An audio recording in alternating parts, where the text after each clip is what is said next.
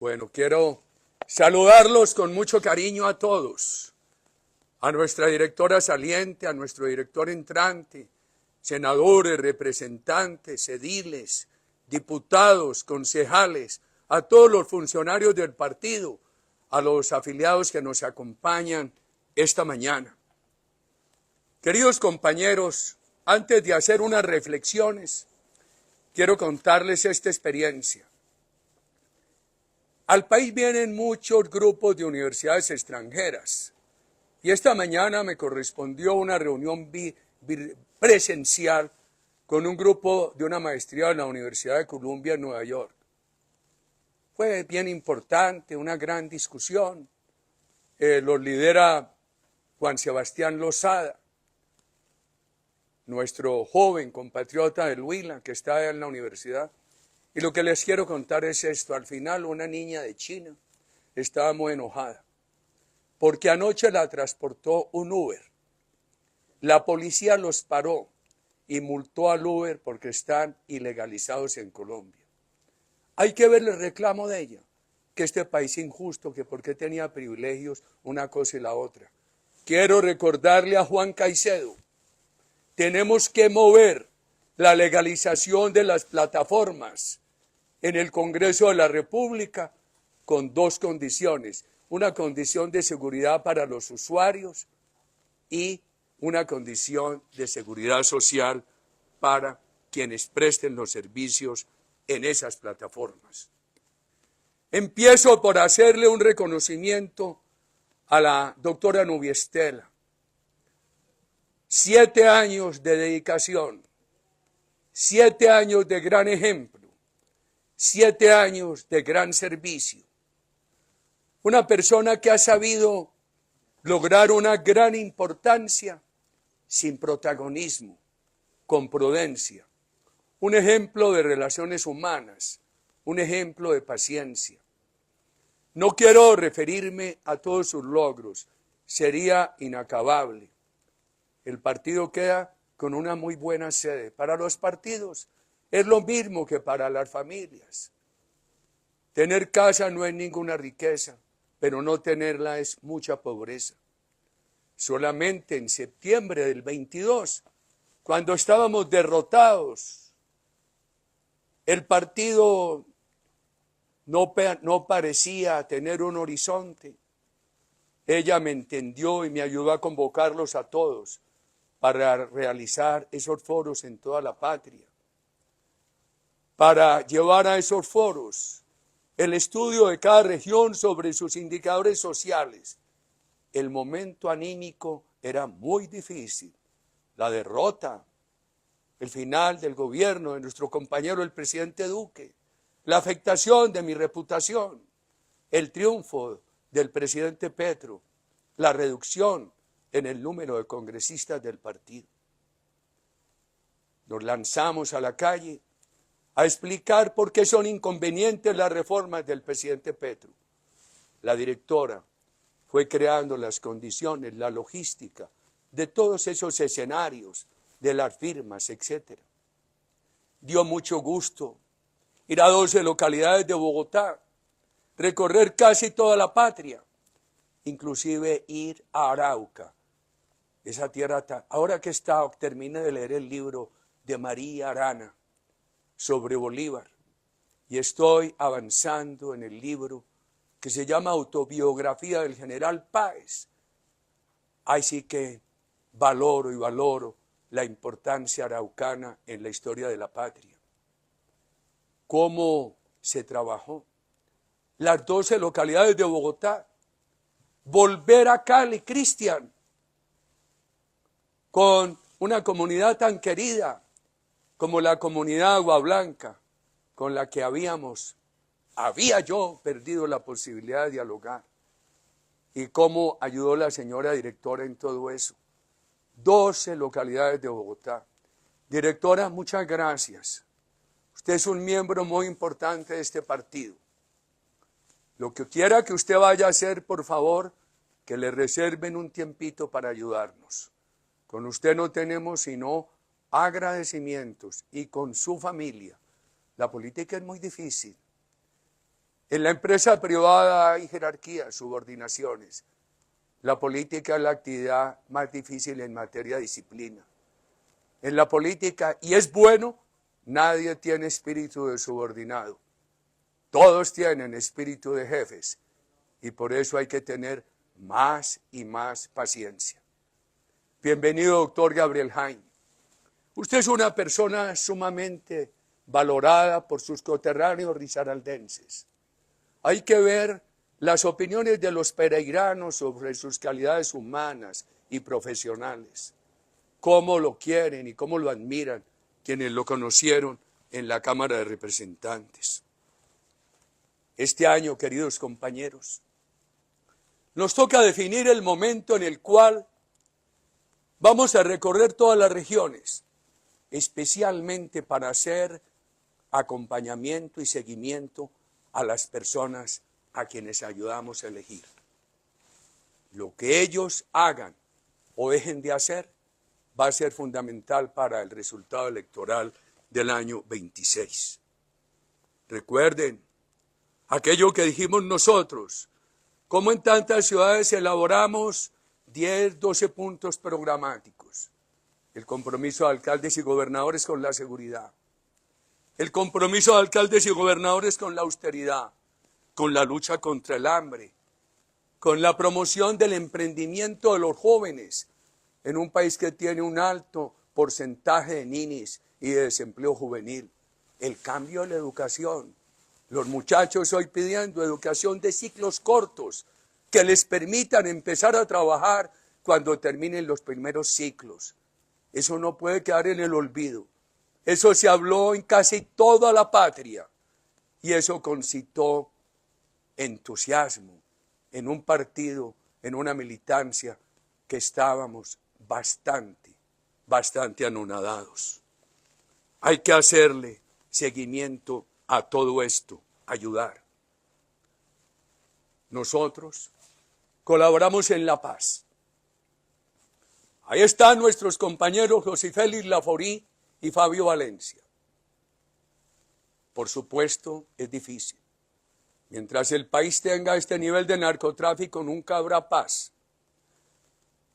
Yo nunca entendí por qué en La Habana, cuando Colombia había bajado a 42, 48 mil hectáreas de droga en el gobierno Santos, no estoy hablando del mío, y estábamos próximos a tener un país sin droga, se aceptó la imposición de la FARC de extenderle a la droga y al secuestro la calidad de crímenes políticos, sin cárcel, sin extradición con elegibilidad política, de prohibir la fumigación y de sujetar cualquier forma de erradicación al consenso, al consentimiento de comunidades, muchas oprimidas por FARC. Puede que se acabe el narcotráfico. Puede haber dos caminos. Un camino que uno ve en regiones colombianas. Llegan personas cultivadoras de un médico y le dicen, no tengo con qué pagarle la consulta porque no he vendido coca. Nos están desplazando con las sustancias sintéticas. Pero puede haber otra forma. Puede ser que el país reclame en algún momento un gobierno firme que lo reunifique. Estamos viendo la patria partida en republiquetas. En muchas regiones de la patria, y esto viene muy desde el año 2013, hoy no dirige ni hay eficacia del Estado de Derecho. El poder eficaz lo tienen los estados criminales alternativos del narcoterrorismo. Esto se me parece a la Francia de Pétain, invadida por Alemania, pero con un gobierno, entre comillas, francés subalterno, en Burdeos, dirigido por Pétain.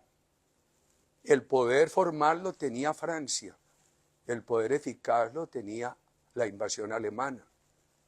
La invasión narcoterrorista tiene el poder eficaz en muchas regiones.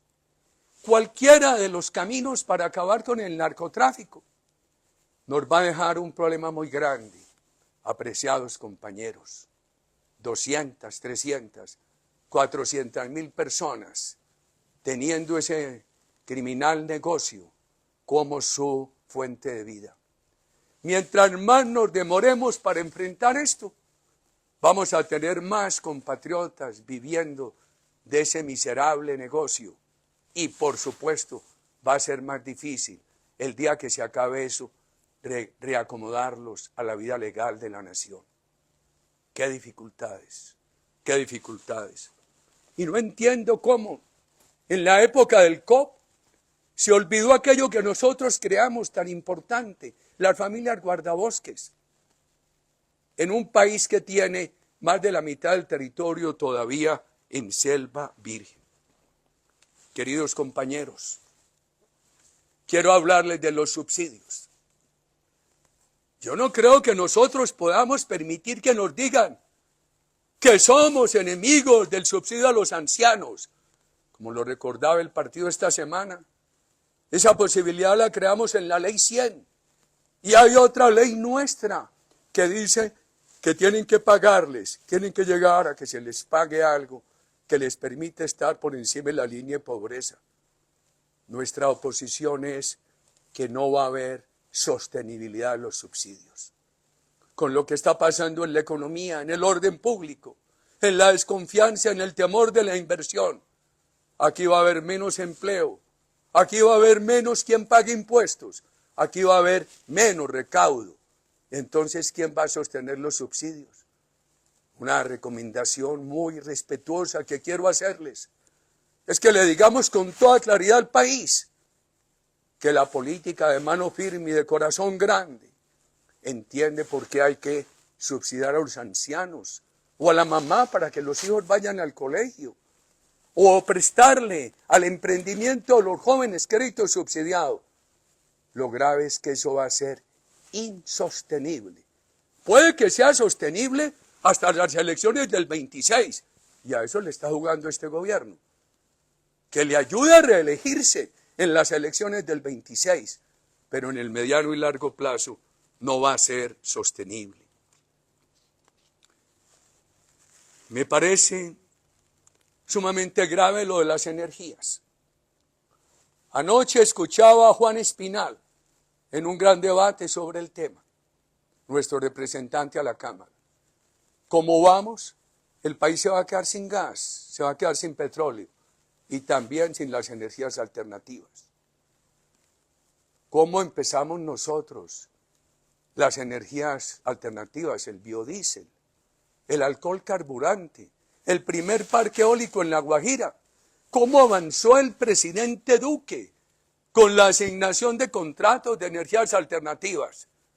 Pero también se necesita un gobierno que lidere las comunidades para que las comunidades permitan acuerdos razonables a fin de que se puedan extender las líneas de transmisión de esas energías. Sin eso se va muriendo el interés de esas inversiones y algunos ya han desertado. Yo recuerdo que cuando le cedimos a Venezuela la oportunidad de comprar gas de Colombia, donde hay muy poquito y ellos tienen mucho, porque no lo tenían en el Golfo de Maracaibo, el compromiso fue que nos empezarían a devolver gas a través de un gasoducto en el año 2012. No lo hicieron, no tienen la infraestructura. Seguramente como vamos, no va a ser solamente por unos años, sino eternamente, porque si nosotros estuviéramos con una activa exploración, la escasez podría ser temporal, pero sin exploración la escasez puede ser permanente.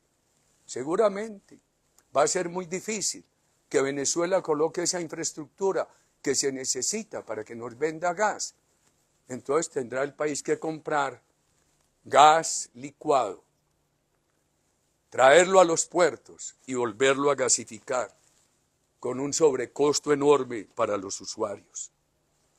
La reforma tributaria ya se sienten sus daños. Digámosle esto a los colombianos. Cuando uno ve la comparación tributaria de Colombia en la OCDE, Tenemos un impuesto a las empresas muy alto y ya muy alto a las personas naturales y lo quieren crecer más. Y ya eso, sumado a otras realidades, ha venido afectando la inversión.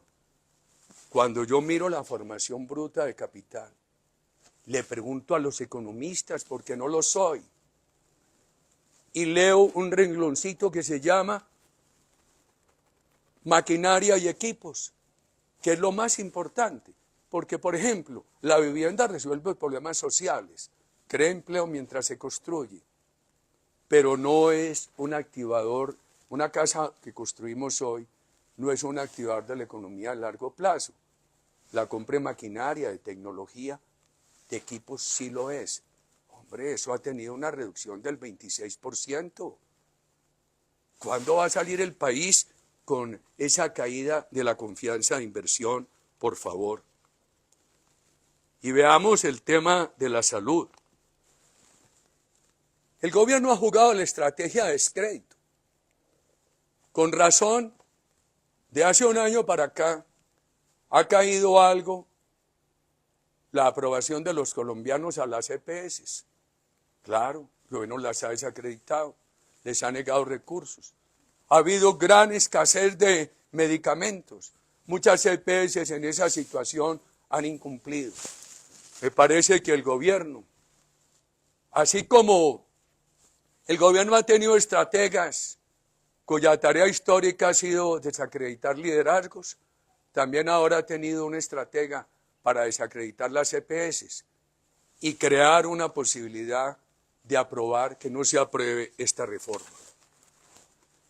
¿Para qué se necesita en afiliación?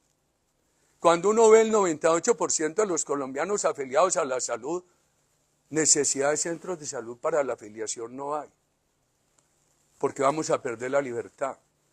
Que los colombianos no se hubieran podido afiliar, uno entendería la razón de los centros de salud, pero si los colombianos no han tenido dificultades para afiliarse. Dentro de la libertad hay un 98% de los colombianos afiliados. ¿Por qué? Nos van a quitar la libertad y nos van a obligar a afiliarnos a un centro de salud del Estado, el más cercano a la casa. Eso parece más un empadronamiento cubano que una afiliación a la salud. Pero yo pregunto, si una EPS va mal, se elimina. Yo eliminé muchas. Unas las quebraron por la politiquería.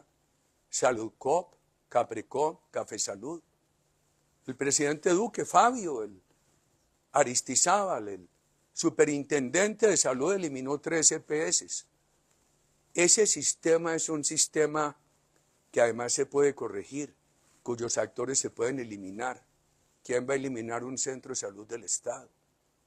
Hoy los colombianos tienen la posibilidad de que desaparezca una EPS, de que nazca otra. Y esa la puede crear el Estado, una entidad mixta con el sector privado, una cooperativa, un municipio, un departamento. El país ha tenido esa experiencia y las peores han sido las estatales. Pero ¿quién va a eliminar un centro de salud del Estado? Ese estatismo toma una fuerza inercial que termina imponiéndose. A mí me preguntaban cuál es el futuro de Cuba y lo veo muy difícil, porque han logrado en 3 generaciones matar la iniciativa. Yo creo que el gran problema de estos socialismos es que matan la iniciativa, resignan a los ciudadanos. ¿Quién va a pelear contra un centro de salud del Estado? Los ciudadanos terminan finalmente sometidos a la politiquería. Pero miren, hoy la EPS tiene que atenderle al usuario todo, desde la atención básica hasta la más compleja. Y hemos tenido mecanismos de defensa de los ciudadanos como la tutela. Hace 15 días discutiendo, analizando, con una muy respetable profesora de la Universidad de Harvard, yo le decía, ¿cuál es el problema de la tutela? Que hayamos tenido 90.000 tutelas. Irán construyendo el precedente judicial para que no se tengan que repetir en un país que con más de 300 atenciones al año puede producir 800 millones de facturas. Porque Yo voy donde el médico, él factura, me manda a unos exámenes, allí factura. Después a rayos X, allí factura. Por eso tenemos que entender por qué es mucho más el número de facturas que el número de atenciones. Pues ahora, y si esa EPS no sirve, la quitan o se tutela. Entonces ahora el centro de salud dice, usted necesita una atención más compleja. Aquí quieren segmentar el aseguramiento. Entonces, ¿qué va a pasar? Me remiten a un nivel más complejo y lo tiene que aceptar una entidad burocrática, politiquera, departamental o municipal. ¿Por qué ese daño? ¿Quién va a pelear contra ellos? He de ver a los ciudadanos llamando al concejal, al diputado, al alcalde, gobernador, al politiquero de turno, diciéndole, mire, no me han dado esta atención compleja que necesito. Por favor, qué daño tan grande.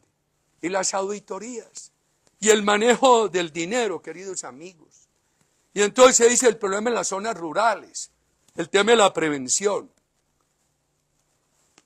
En discusiones con el gobierno uno oye que quieren crear, en unas ocasiones dicen 7.000 grupos de promotores, en otras ocasiones dicen 11.000, en otras ocasiones 20.000, y el gobierno dice que cada grupo tendrá 10 funcionarios. Veamos eso en la menor ambición, 7.000 grupos, son 70.000 burócratas, caminando las calles de Colombia. En Bogotá lo hicieron. Primero no necesitaron cambiar la ley, le hicieron un enorme daño a la salud y todos esos burócratas, en su inmensa mayoría, fueron agentes de proselitismo político y no médicos de prevención de salud. Y en la época de la tecnología, en la época de la medicina digital, cuando el país tuvo una magnífica experiencia en el manejo del COVID a través de la telemedicina, en la Pedrera, en la Amazonía, se puede tener un centro de salud bien conectado, visitar unas comunidades indígenas, llevarlas allí, con conectividad hacerles medicina preventiva, en lugar de la pretensión de tener hordas de burócratas caminando las calles y campos de Colombia. Esto es gravísimo. ¿Quién va a pagar esos centros de salud? ¿Quién va a pagar esa burocracia que el gobierno quiere crear, queridos ciudadanos? Por favor, esto no es un tema ideológico, de sector privado contra sector público. El sistema actual es solidario y mixto. El sistema actual permite que haya EPS, hospitales públicos, privados. Qué gran inversión privada en hospitales se ha tenido Colombia y de fundaciones sin ánimo de lucro. Y unos en un muy alto concepto, en una muy alta ubicación en el ranking internacional, estimados compañeros. El tema no es ideológico, pero es que la mayor parte de las quiebras se han dado en EPS del Estado y en hospitales del Estado. El gobierno que presidí hizo un gran esfuerzo con 224 hospitales en el país públicos que se salvaron y la mayoría años después volvieron a caer en el clientelismo. Recuerdo a la senadora Paloma hablando de un hospital de su departamento en el cual habían escasamente 2 médicos y docenas de burócratas. Una EPS en el régimen contributivo se puede gastar en lo que yo llamaría administración, imprevistos de utilidad hasta 10 puntos. Lo máximo. Las buenas no se lo gastan, porque el seguro de salud les cuesta mucho más, mucho más. Pero que se gastaran los 10 puntos es mucho menos que lo que se gasta una entidad del Estado. Aquí estamos corriendo el riesgo de un sistema politiquero mucho más costoso e ineficiente. ¿Y esas ineficiencias a qué van a llegar? En el momento que no haya el presupuesto. Aquí puede haber presupuesto mientras se gastan los recursos, los despilfarran. Y eso puede coincidir con el espíritu reeleccionista de este gobierno. Y después, apenas se acaban los recursos, eso va a llevar a que la ciudadanía tenga que hacer un mayor esfuerzo en gasto de bolsillo. Y esa reducción del gasto de bolsillo es uno de los grandes logros de la Ley 100. Cuando empezamos, los colombianos para acceder a la salud tenían que gastarse de cada 100 pesos de costo, 55, hoy 15, 17, pero ya hay preocupaciones, queridos ciudadanos. ¿Por qué nos van a llevar a este sistema público tan ineficiente? Que el país además lo probó. ¿Y quién lo echa para atrás? Usted a la Ley 100 le hace reformas. ¿Quién va a echar para atrás un monopolio del Estado? Qué difícil es echar para atrás esos monopolios del Estado. Pero es que este sistema es solidario. Por ejemplo, en Chile, el trabajador paga todo. Repítanle esto a los ciudadanos. Yo los estoy fatigando hoy porque el partido tiene que masificar la pedagogía popular en contra de estas reformas. Por favor, aquí la mayor parte la paga el empleador o el trabajador. En Chile le dan al trabajador lo que pueda comprar, lo están bregando a corregir. Aquí hay el mismo nivel de servicio para el que más pague o para el que menos pague. Alguna vez le dije yo a los marxistas, es que este sistema es el verdadero comunismo. Si tomamos la frase de Marx, que cada uno pague de acuerdo con su capacidad y reciba de acuerdo con su necesidad, esa es la Ley 100 de Colombia en salud, queridos amigos. Una gran solidaridad. ¿Por qué vamos a desbaratar eso? Ahora, por ejemplo, que se necesita modificar la cotización. Ese es un punto en cualquier ley. Que se necesita mejorar los sistemas de prevención. Háganlo sin politiquería, sin burocratismo. No necesita ley. Que la atención rural, el país está lleno de centros de salud rurales, mal atendidos. Da vergüenza entrar a muchos de ellos. Arréglenlos, pónganlos a funcionar. Que en muchas partes no puede funcionar el sistema de demanda, que le paguen a la empresa, a la EPS por el número de ciudadanos, que tiene que hacer oferta al hospital.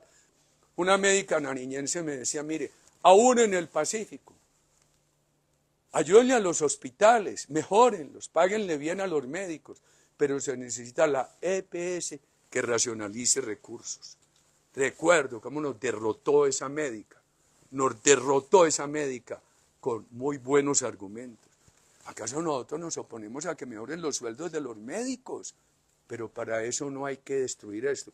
Porque con un sistema quebrado, después de que este gobierno pase y este gobierno se haya gastado el dinero y dejen el país en muy malas condiciones, no va a haber dinero con qué pagarle a los médicos.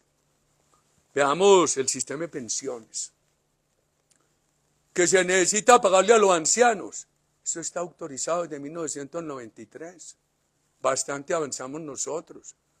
Páguenle a los ancianos. Pero hay dos posibilidades. Una, gastarse plata en los fondos de pensiones que después no se va a recuperar. Otra, tener un Estado austero que sea capaz de ahorrar dinero y pagarle a los ancianos. Pero con todo este burocratismo, con todo este derroche, que no viene ahora, el país en muy pocas oportunidades ha entendido por qué hay que eliminar el derroche. Los viejos hablamos con nostalgia, yo se lo reconozco, pero a mí me da mucha tristeza que tanta eliminación burocrática que hicimos se hubiera perdido en el curso del tiempo. Y miren lo que va a pasar. Entonces ahora toman unos recursos de los fondos para pagarle a los ancianos. ¿Y qué va a pasar? La desaceleración de la economía, la falta de empleos, le va a generar menos ingresos al sistema, le va a generar menos ingresos a Colpensiones, menos ingresos a lo que pueda quedar de los fondos. Entonces, ¿con qué van a pagarle a los ancianos en el futuro? Porque yo he oído al gobierno decir, es que los fondos de pensiones, si no los reformamos, se van a acabar. porque todos los días hay menos trabajadores activos y más jubilados. Eso es fácilmente rebatible.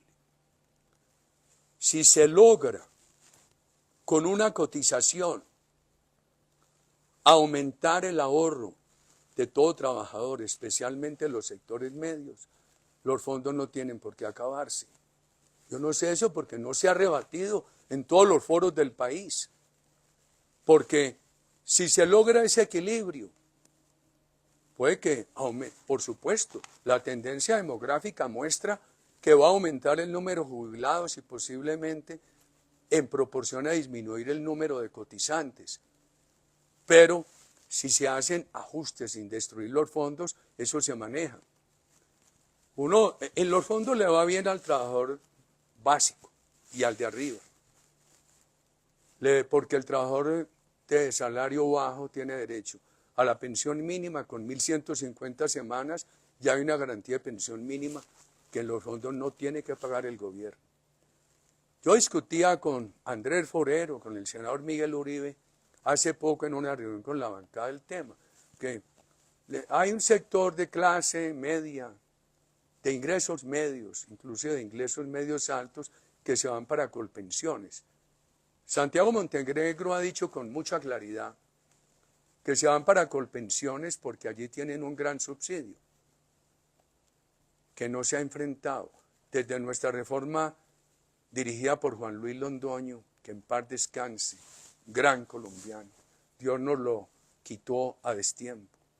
Después vinieron modificaciones, jurisprudencias que regresaron muchos subsidios. Pero usted podría aumentar la cotización de esos sectores y garantizarles una mejor pensión.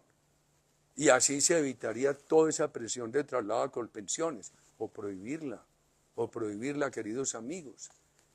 Pero eso tiene un problema. Hoy, por ejemplo, con los colombianos tan gravados, con tantos impuestos, aumentar esas cotizaciones es un imposible. Habría sido mucho mejor aumentar la cotización para pensiones y salud que aumentar los impuestos como los aumentaron a los colombianos, con un agravante. Revisen ustedes, queridos diputados y concejales, lo que está pasando en la patria con el impuesto predial. Revisen eso. Qué cosa tan grave. El país va a llegar a que en muchas partes la propiedad vale más en el avalúo del gobierno que en la vida comercial. Y los colombianos, con una economía debilitada, con unos impuestos más altos, van a convertirse en más y más ciudadanos morosos con los fiscos municipales, con la DIAN y con los bancos. Esto puede afectar muchísimo la cartera. Entonces, nosotros tenemos para los colombianos, que hay muchos colombianos sin pensión, dice el gobierno. Pues ahí tiene el sistema de los pobres, del adulto mayor, tiene los BEPS. Entonces, dicen, una de las justificaciones es que los colombianos no tienen pensión. Hoy se gastan el dinero, pero eso va a ser insostenible. El país va a quedar sin fondos y sin empleo, porque todos los días va a haber menos trabajo en Colombia, menos empleos con las reformas y con la orientación que el país tiene en este momento. Entonces la verdadera causa de que los colombianos no van a tener pensión no es la existencia de los fondos, es la situación de la economía y la situación del empleo. Eso es lo que deberíamos ver. Y mire, si quieren darle pensión a una serie de colombianos que no la tienen, por ejemplo, sustituyendo los BEPS, tienen dos recursos. Quitan los recursos de los fondos con una economía sin crecer.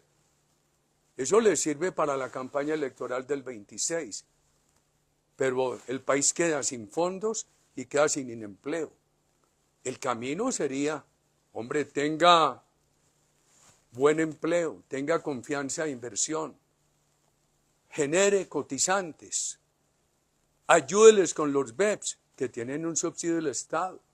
Es que nosotros lo que pedimos es que el subsidio a los más pobres en pensiones, en salud, etcétera, sea sostenible. Subsidios a sectores medios que sea sostenible. Aquí crean una ilusión sacándole un dinero a los fondos. Mientras se gastan ese dinero, van a gozar mucho unos años. Después, con menos inversión, con menos empleo, los fondos tendrán menos cotizantes. Habrá menos colombianos pagando impuestos, o sea que habrá menos dinero para sacarle a las pensiones y habrá menos dinero en el presupuesto público para subsidiar a los que necesiten. La reforma laboral crea miedo al empleo, pero quiero decir esto, nosotros siempre proponemos alternativas. Por ejemplo, eso de los presupuestos máximos en salud, ¿qué hemos dicho nosotros? ¿Por qué son los presupuestos máximos? Porque en la pandemia y en la pospandemia apareció una serie de tecnologías, unos insumos de salud, todo más costoso. Esa figura de los presupuestos máximos es una figura que genera controversia. El gobierno, por un decreto, por una resolución, puede crear un cuerpo independiente que fije el valor de los presupuestos máximos o que diga cuál debe ser el aumento de la UPS año tras año, para que eso no se convierta en un tira y afloje entre el gobierno y los actores de la salud. Pero esta reforma laboral crea miedo al empleo, ya se ve. Esta semana supe que en una ciudad, un almacén de cadena eliminó 2.000 personas, 2.000 familias sin ese ingreso. Antes de aprobarse esta reforma está creando un gran pánico al empleo. Uno le pregunta a los argentinos, bueno, ¿ustedes por qué no han creado empleo? Dice, porque cada empleo se nos convierte en un pleito. ¿A nos quiere llevar la reforma laboral? ¿Quién va a sacar un trabajador si todo se va a convertir en un pleito? Este país tiene recargos. Inclusive, en un acuerdo en el Congreso, siendo yo senador, se dijo que empezaran a cobrarse no a las 10 de la noche, sino a las 9. Ahí se hizo un ajuste. Este país paga, aquí hay que, cuando se trabaja el domingo hay que pagar un recargo del 75%, pero también hay que dar un compensatorio en materia de descanso dominical. Aquí ha habido unos aumentos salariales importantes y nosotros no nos hemos opuesto. El problema no es el salario para nosotros, el problema es el miedo a la creación de empleo. Y este partido tiene que defender su corazón grande. Nosotros sacamos la ley de reducción de la jornada de trabajo. Este año se reducen otras 2 horas y finalmente va a quedar no en 48, sino en 42 horas. Y nosotros hemos dicho, una de las razones para oponernos a esta reforma laboral es que crea pánico en el empresario y quiere estimular rabias en el trabajador. El país necesita una economía fraterna, que ambos remen en la misma dirección. Por eso muchas veces hemos repetido, en lugar de esta reforma laboral, ¿por qué no creamos mejores condiciones para invertir en Colombia? Demos seguridad. Esta mañana me preguntaban unos jóvenes de la Universidad de Columbia, ¿cómo se promueve el emprendimiento? Y yo dije, hay 5 elementos, puede haber muchos. 1, educación. 2, seguridad. Pero la seguridad tiene que ser física, legal. La seguridad tiene que ser política. Otro elemento es la legitimización. ¿Qué es la seguridad legal? Hombre, que no haya todo este cambio de reglas a toda hora. ¿Quién invierte? ¿Quién invierte así en un país? ¿Y cuál es la seguridad política? Un gobierno que es agresivo en el discurso contra los empresarios crea pánico, sienten que no hay seguridad política. El discurso, el partido nuestro tiene que proveer un discurso amable con los empresarios y un discurso solidario con los trabajadores y sobre todo con los nuevos emprendedores. Y por supuesto para nosotros la inversión tiene que ir de la mano de la política social. El factor de legitimación, el factor de afecto popular, a un sistema de empresa privada es fundamental. Y eso se logra si simultáneamente con la promoción de la empresa privada van las reivindicaciones de los trabajadores. Pero aquí nos quieren llevar a un sindicalismo a la fuerza. En Argentina ha llegado al extremo que el empresario ya perdió el contacto con el trabajador. Todo lo tiene que hacer a través de unos pulpos sindicales que se convirtieron en grandes actores políticos del país. Y nos quieren acabar el contrato sindical con la CGT, con Julio Roberto, que tanta falta hace. ¿Cómo estimulamos el contrato sindical? Que es una expresión solidaria. Hay que ver la importancia en algunas entidades del Estado y en algunas entidades privadas. Los trabajadores se organizan y muchos contratos de aumento temporal de producción, de tercerización, etcétera, los hace la propia organización sindical con la empresa. Esa es una gran figura y uno no entiende que en esta reforma la quieran acabar. Nosotros siempre proponemos alternativas. Hemos dicho, estamos en contra de esta reforma porque le va a hacer mucho mal a Colombia, también en armonía con las otras reformas, y crea una lucha entre el empresario y el trabajador, deja al país, ayuda a que haya menos inversión, menos recaudo de impuestos, ayuda a que haya menos empleo, menos cotización a la seguridad social, pero también hemos propuesto alternativas. Nuestros compañeros de la séptima, ahí están el representante Forero, está Honorio, está nuestro representante Corso, está el senador Alirio. Han propuesto, no para adicionar esta reforma, sino como sustituta, que se cree una prima adicional cuando un sector empresarial crezca al 4% más, porque eso, en lugar de confrontar a la empresa del trabajador, los pone a trabajar en la misma dirección, queridos ciudadanos. Hay que explicarle a los colombianos todas las razones por las cuales estamos en contra de estas reformas y nuestras propuestas. Porque este es un partido que tiene viejos como yo, pero no puede ser un partido del viejo orden. Este tiene que ser un partido que esté todos los días innovando para mejorar la situación de la patria, queridos compañeros. La angustia de muchos colombianos ha anticipado el tema de las candidaturas presidenciales y también el afán del gobierno. No ha cumplido 2 años y ya se habla toda hora de quién va a ganar las elecciones del 26. El gobierno instiga, dice que las tiene que ganar, por favor. Y también surgen candidaturas en muchas partes. Advierto, mi política ha sido de campaña permanente. Siempre he dicho que la campaña en la democracia tiene que ser de todos los días. También dije que los únicos gobiernos útiles a la comunidad son los que viven en permanente diálogo con la comunidad, sintiendo sus presiones, oyendo sus regaños, buscando alternativa. Yo no creo en políticos de ocasión, pero la campaña permanente tiene tiempos. En este momento, lo mejor que puede hacer este partido, declarado de oposición desde un principio, es que las candidaturas presidenciales llenen el equipaje de la credibilidad.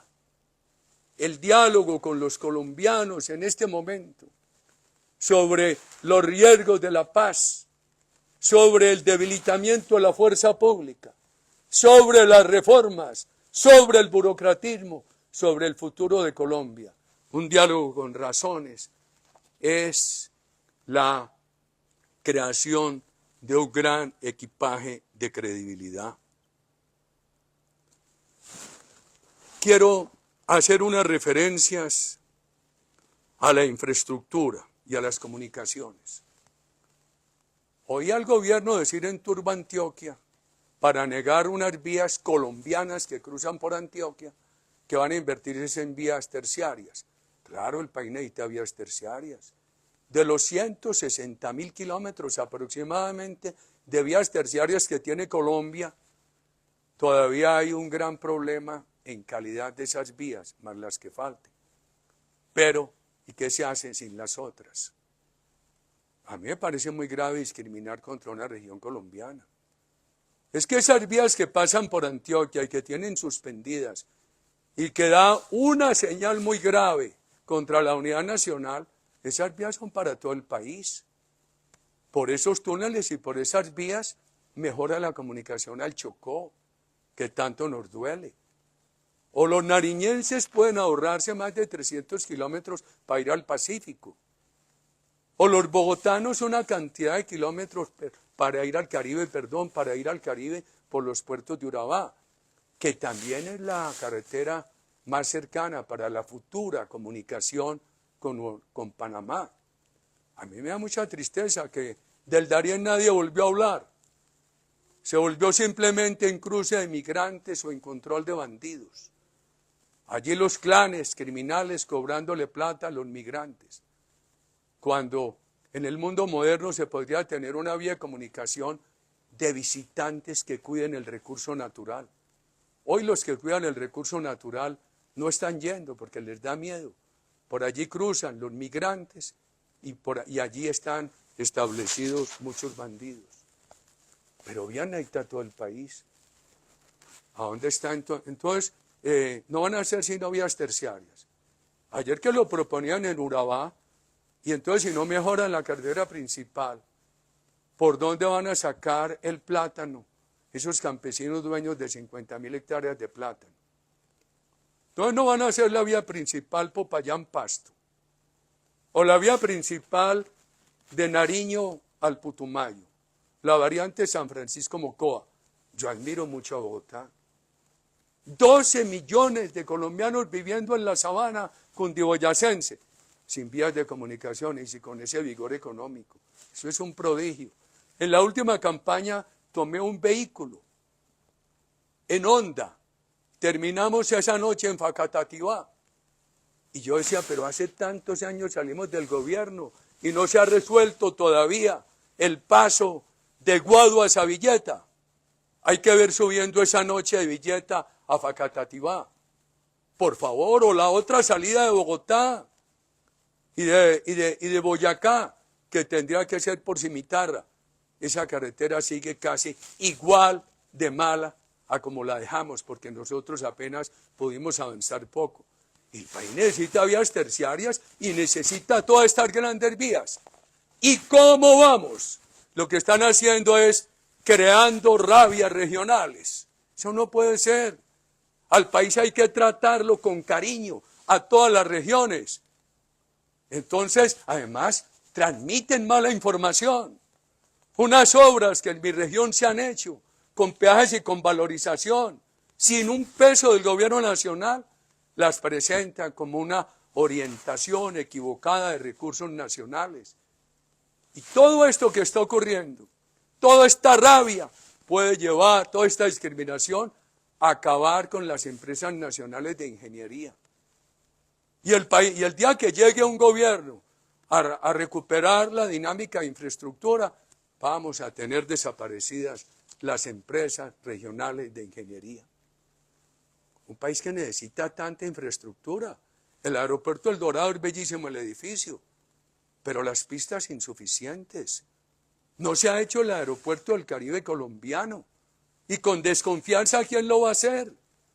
Cuando lo debería hacer el sector privado. O la segunda pista del José María Córdoba de Medellín. Y así sucesivamente.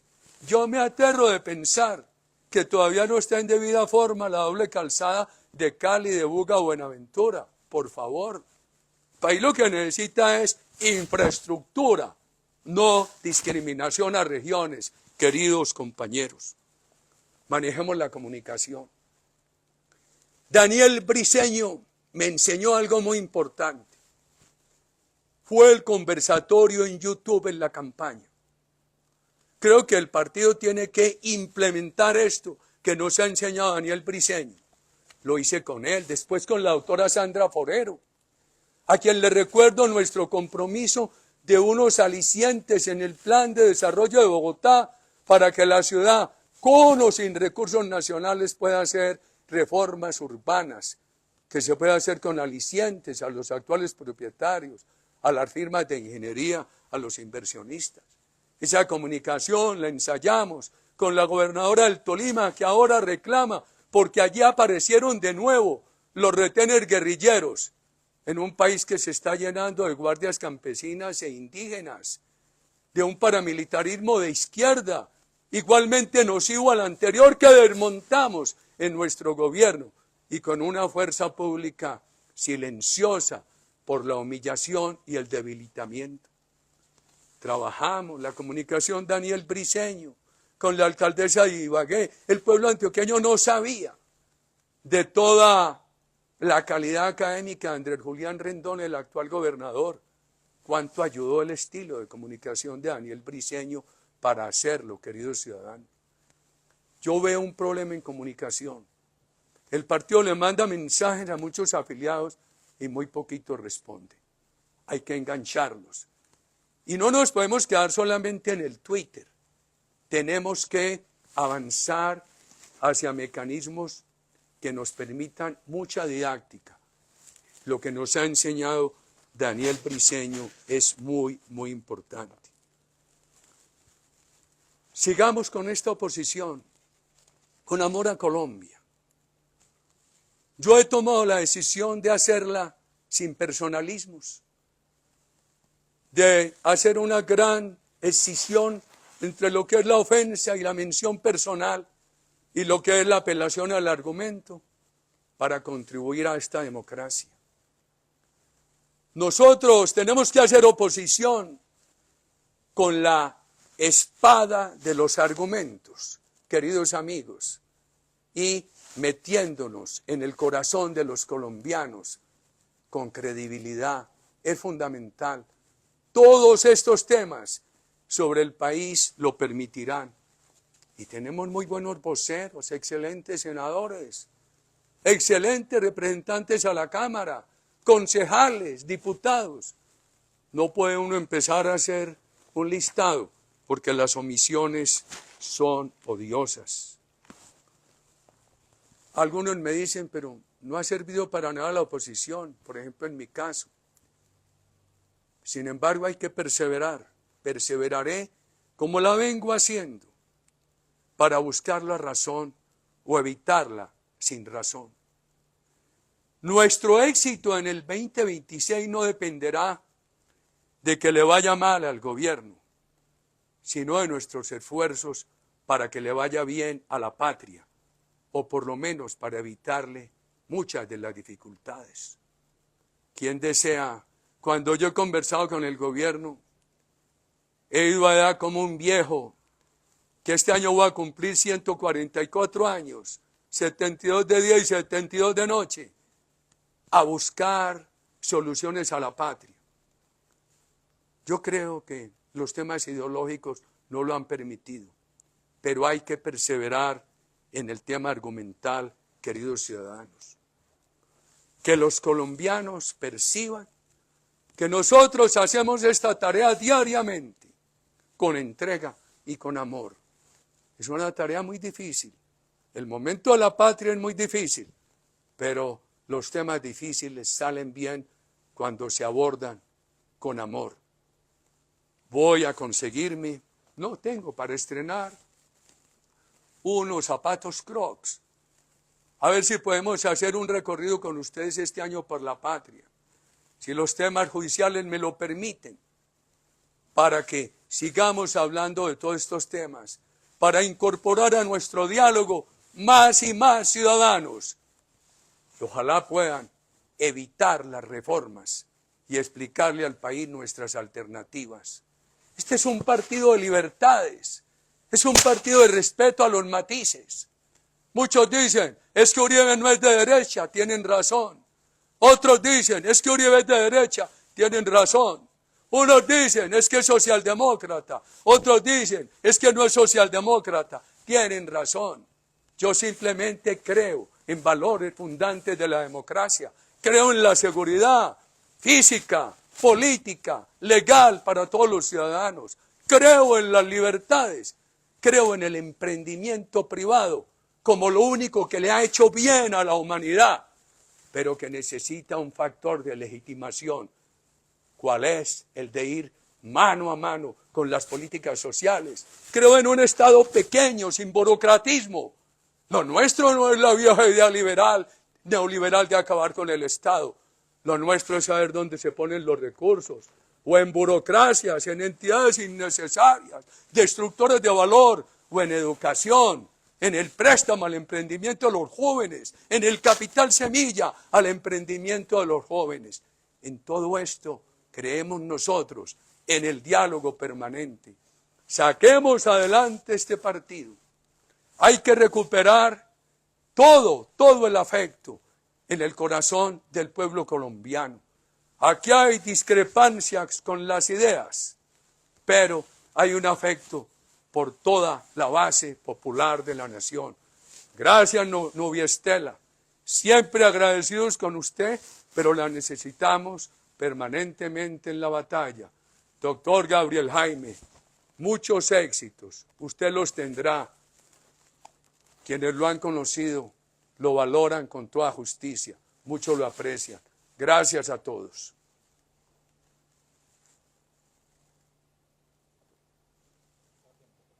Presidente, las gracias son todas para usted. Qué buenas palabras las que le regaló a esta convención. Qué necesario resulta siempre escucharlo. Y como usted dice, repetir, repetir, repetir. Tomamos tanta nota, nos deja tanta línea, nos deja tantas